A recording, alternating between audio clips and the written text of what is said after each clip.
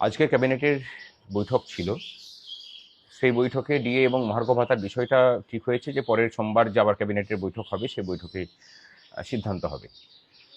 আসলে পূর্ণ ক্যাবিনেট এখনো পর্যন্ত তৈরি হয়নি, কিন্তু এটা মাথায় রাখতে হবে।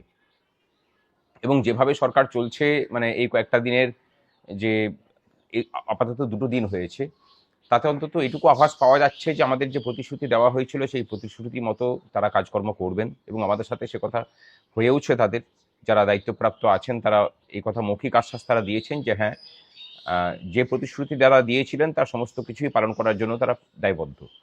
আমরা আশা রাখছি।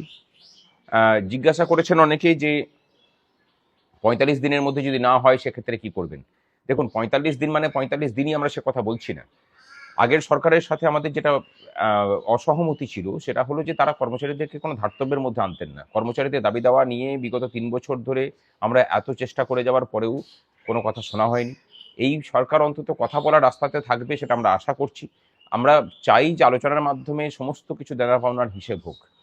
প্রশাসনিক রদবদল নিয়ে আমরা খুশি, কিন্তু সবটা খুশি না হলেও আমরা কিছুটা হলেও খুশি। কারণ দেখতে পাচ্ছি যে দুর্নীতিগ্রস্ত যেসব আধিকারিক ছিলেন, যারা মূলত আগের সরকারের আমলে থেকে দপ্তরে দপ্তরে কাটমানি সিন্ডিকেটটা চালিয়েছিলেন, তাদেরকে সরানো হয়েছে, নতুন মুখ নিয়ে আসা হয়েছে। কিন্তু এখনো পর্যন্ত অনেককে থেকে গেছেন যারা কিন্তু চূড়ান্তভাবে দুর্নীতিগ্রস্ত ছিলেন। তাদেরকেও মানে বাইরে করার ব্যবস্থা করা হোক।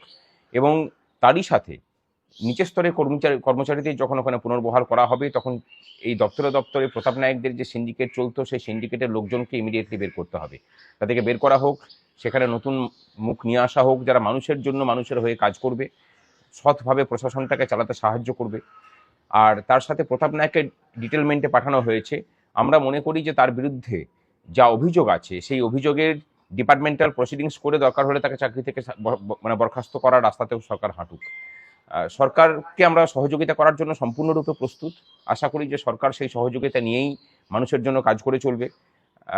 আমরা যেমন প্রাতিষ্ঠানিক দুর্নীতির বিরুদ্ধে আগেও সরব ছিলাম, ভবিষ্যতেও সে পথ দেখলে পরে আবার রাস্তায় আমাদের সাথে দেখা হবে। আমরা আছি ভালো কাজ করলে সরকারের সাথে সহযোগিতায়। আমরা আছি মানুষের হয়ে লড়াইয়ে। সরকার যদি মানুষের সাথে কোনো রকমের কোনো প্রতিহিংসামূলক কাজ করে বা মানুষের স্বার্থ পরিপন্থী যদি কোনো কাজ করেন, তাহলে আমরা অবশ্যই সরকারের বিরুদ্ধে লড়াইয়ে আছি। আমরা ভরসা রাখছি, ধৈর্যও রাখছি। আশা করি সমস্ত বঞ্চনার অবসান হবে।